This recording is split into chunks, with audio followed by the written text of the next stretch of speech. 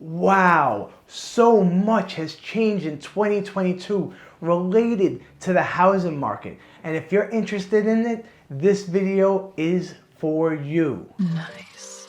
So in January 2022, interest rates were at 3%. People were bidding on houses 10 to 15% above asking price. There were multiple bids. Some properties had 10 to 15 bids or more, and people were going as extreme to waive appraisal contingencies, and some people went as far as waiving inspection contingencies. And then interest rates happened. So in 2022, we had 7 consecutive interest rate hikes. Ouch. For a total of an increase of 4.25 percentage points.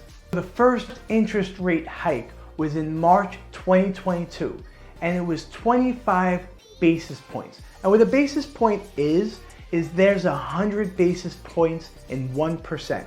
So 25 basis points is essentially 0.25%. Then in mid-May, the Fed raised rates again by 50 basis points. Then there were 4 75 basis points increases. And that happened in June, July, September, and in November.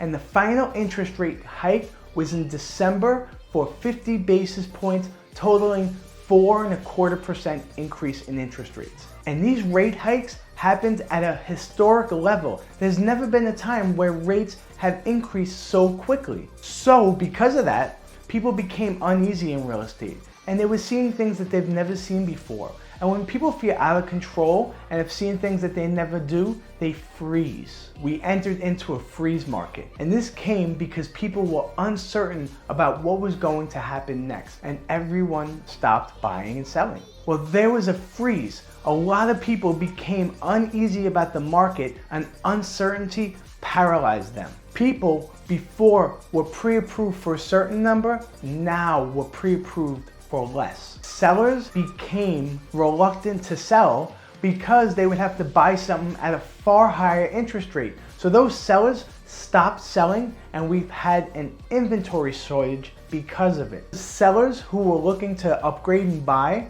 no longer were interested in selling their house that they had a 4% interest rate on and would now buy a home for 6 or 7%.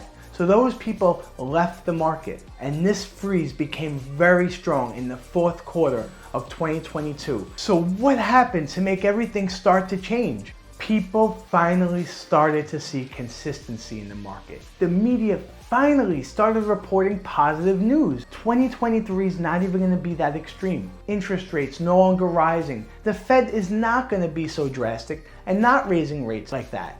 And these reports were true. They've even said that potentially rates could end up coming down by the end of 2023. So, are we in a buyer's market? Well, first off, to be in a buyer's market, there would have to be more homes and less buyers, meaning there would be much more supply than demand, bringing prices down. However, in spite of interest rate hikes, the market remains stable.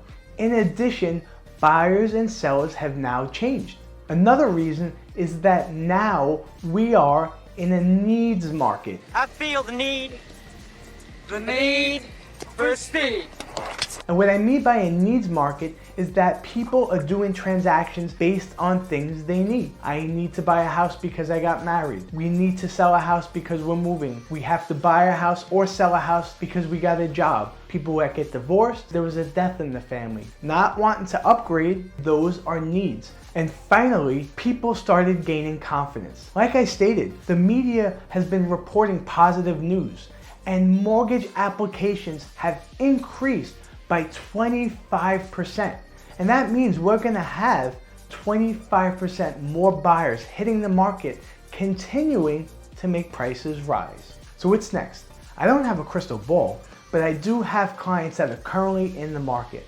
In 2023, transactions are happening again. Buyers are not scared of interest rates, and we're seeing increased activity. If you like this video, hit the like button, leave some comments below, and if you want some more awesome real estate videos, subscribe to our channel.